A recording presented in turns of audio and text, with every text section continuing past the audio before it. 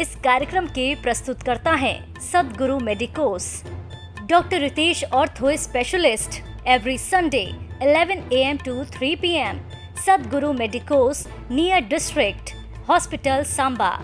Doctor Nitika Bali Sharma, MBBS DGO, gynaecologist lady doctor, every Monday and Thursday. Appointment number 8492093988.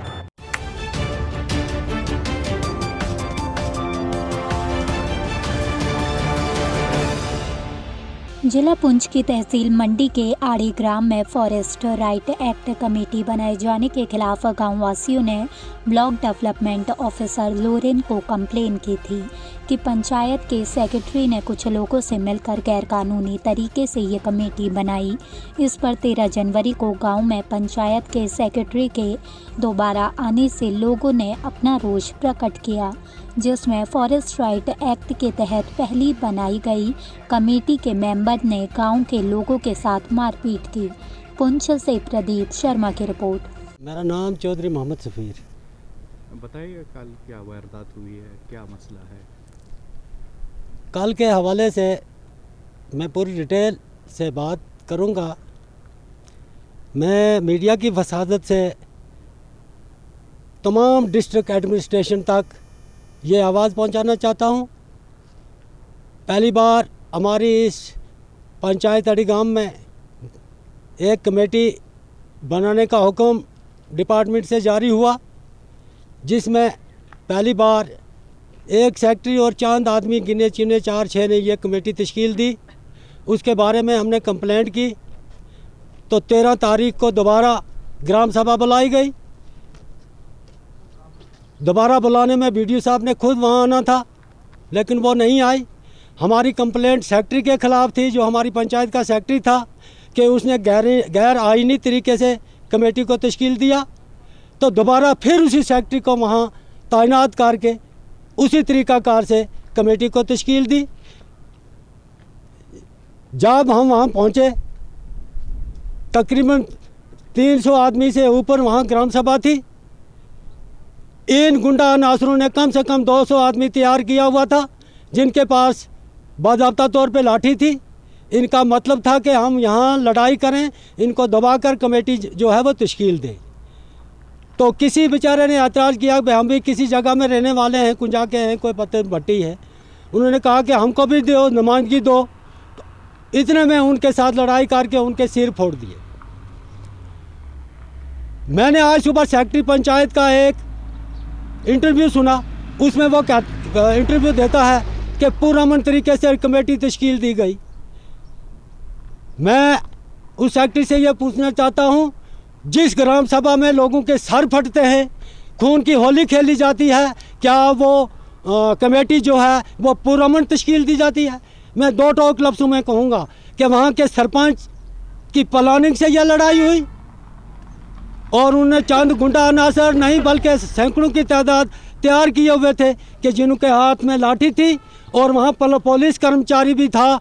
अगर हम पे एतबार नहीं तो एडमिनिस्ट्रेशन अपने पुलिस कर्मचारी से पूछ सकती है कि वहाँ इन्होंने मामले को कैसे अपने ज़ोर ज़बरदस्ती और दादागिरी से इन्होंने कमेटी को तश्कील दी। हमने बाज़ाब्ता तौर पर कल भी वॉकआउट किया। हम इस कमेटी के हक़ में बिल्कुल नहीं हैं। लिहाजा मेरी डिस्ट्रिक्ट एडमिनिस्ट्रेशन से यही अपील है कि इस कमेटी को असर-ए-नौ किसी बाला ऑफिसर की ज़ेर निगरानी में तश्कील दी जाए। ये कमेटी, हम इसको कोई कमेटी तस्लीम नहीं करते।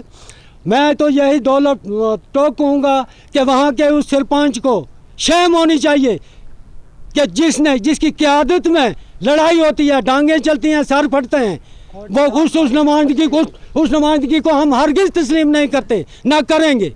क्या उनका तरीका जो कार यही है? लिहाजा मेरी ये अपील है कि आज के बाद अड़ी गांव में कोई ग्राम सभा में शमूलियत करने के लिए तैयार नहीं है, क्योंकि वहाँ गुंडागर्दी होती है और गुंडगी से ही काम लिया जाता है। जी, आपका नाम? साजिद नज़ीर। साजिद, बताइएगा क्या आप? देखिए जनाब, यहाँ पे जो फॉरेस्ट की एक कमेटी बनाई हर पंचायत में बनी, तो अड़ी गांव पंचायत के अंदर जब ये कमेटी बनाई गई तो पहले सेक्रेटरी ने और 5 सरपंच ने अपने घर में एक लिस्ट बनाई, जिसको वहाँ के लोगों ने तस्लीम नहीं किया। तो उसके बाद हमने एडीसी साहब को कहा, बीडीओ साहब को कहा, तो उसके बाद ये कमेटी दोबारा बनाने का कहा। तो कल शुरू से ही वो लोग डंडे और लाठियाँ लेके वहाँ पे लड़ाई करने, जो कि पंच और सरपंच की एक पूरी साजिश थी, जिसमें कुछ मुलाजिम लोग भी थे। तो वहाँ पे कमेटी तो बनाने, वहाँ पे उन्होंने डांग चलाई, जहाँ पे कुछ लोग जो हैं इनको मारा गया। तो इसकी हम पूरी मजम्मत करते हैं और हम डीसी साहब से और एसीडी साहब से गुजारिश करते हैं कि कमेटी दोबारा बनाई जाए, जो कि वहाँ अड़ीगाम पंचायत के अवाम ने इस कमेटी को तस्लीम नहीं किया है और वो सभी लोग जो कि झगड़े के बाद अपने घर में आ गए थे, उसके बाद फिर ये कमेटी सेक्रेटरी और पंच ने खुद बनाई है। मुझे अब्दुल मजीद, क्या वारदात हुई है आपके साथ, ये बताइएगा। वारदात ये हुई है, जंगलात कमेटी में जो मेंबर बन रहे थे, उसी वजह से एक मौलवी सफ़ीर साहब आए, वो मेरे को मोबाइल दिखाने लगा। वो बोलने लगा इसके ऊपर पढ़ के दिखा तब मैं तेरे को मेंबर बनाऊंगा। तो हमने क्या ऐसे पढ़ने का, अगर आप कहते हैं तो फिर सरपंच कहाँ है पढ़ा हुआ, वो नहीं ये लेटर पढ़ सकता, मैं कहाँ पढ़ूँगा। तो फिर उसके बाद उस यही बात लगी थी, उसमें हमारे को मार दी। तो क्या आपने पुलिस स्टेशन गए थे, वहाँ पे कुछ आपने एप्लीकेशन दी है पुलिस स्टेशन में। उनने क्या यकीन दहानी दिलाई है आपको? उनने रात को हम घर में भेज दिए थे, रात को जाओ, अगर कंप्रोमाइज़ हो गया आपका तो ठीक है, नहीं हुआ तो सुबह पर्चा, मगर हम कंप्रोमाइज़ नहीं करना चाहते। मेरे को सर में दर्द है, मैं इस मुंह में चोट आई है। तो इंतज़ामिया तक क्या अपील करना चाहते हैं?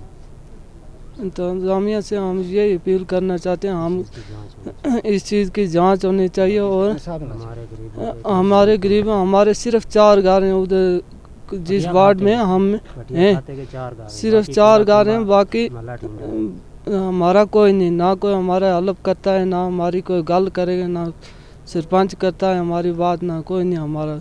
हम ऐसे रोड़े खोड़े बनता है।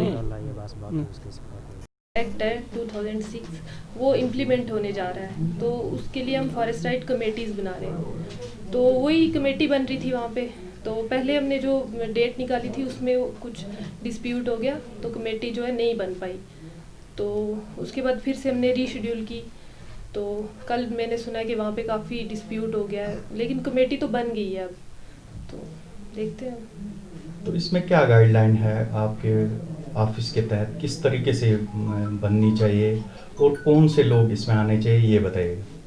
ये एक्ट है जो फॉरेस्ट ड्वेलिंग जो पीपल हैं और जो ट्राइबल पीपल हैं, उनके जो राइट्स हैं, फॉरेस्ट राइट्स, वो रिकॉग्नाइज किए जाते हैं इसमें। तो इसमें यह है कि सबसे पहले ग्राम सभा जो है वो बुलाई जाएगी, और ग्राम सभा जो है एक फॉरेस्ट राइट कमेटी बनाएगी, और ये जो कमेटी है ये 10 से 15 मेंबर इसमें होने चाहिए। वो भी उसमें अकॉर्डिंग टू गाइडलाइन जो है 2/3 जो उसमें एसटी होने चाहिए, और उसमें 1/3 जो है वुमेन होनी चाहिए। तो ये कमेटी जो है ये क्या करेगी कि ये जो फॉरेस्ट ड्वेलिंग पीपल हैं उनके राइट्स, जो उनके क्लेम्स हैं, उनको वो रिकॉर्ड करेगी, और उसके बाद फिर से एक ग्राम सभा होगी, वो जो रिकॉर्ड्स हैं वो उसको देगी, और उसके बाद रेजोल्यूशन पास होगा, और उसके बाद जो आगे जो प्रोसेस है वो होगा। मैडम, इसमें सरपंच और पंच का क्या रोल होता है, ये बताइएगा। इसमें एज सच उनका तो कोई रोल नहीं है, उनका बस अभी यही है कि ग्राम सभा जो बुलानी है उसमें उनका प्रेजेंट होना तो ज़रूरी है, लेकिन कमेटी के मेंबर वो नहीं होंगे। तो इसमें मैडम जैसे कि 10 मेंबर जो हैं एसटी के, वो एक ही जगह से उठाने हैं या कि पूरी पंचायत से उठाने हैं, ये बताइएगा।